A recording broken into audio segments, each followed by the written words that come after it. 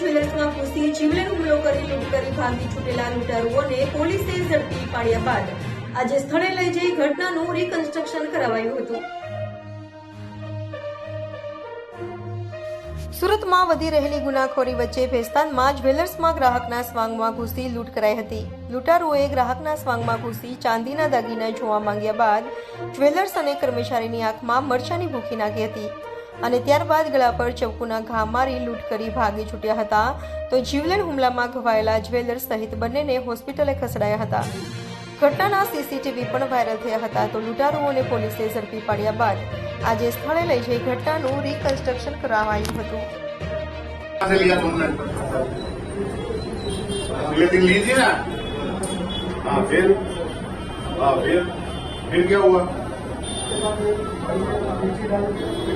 मिर्ची किसने डाली थी? आज तक मुझे बता दो मिर्ची किसने डाली थी? जैसे डाली थी वो बता कैसे डाली थी? हाँ फिर कैसे मारा? हाँ फिर तूने क्या किया? कैसे पकड़ा उस टाइम को खड़ा रहा? हाँ फिर तूने कैसे मारा? बाजू वाले को और कहाँ पर मारा था? हाँ वो कर जो किया था वो वही कर. फिर तीसरा तू कब आया अंदर तो गया? हाँ फिर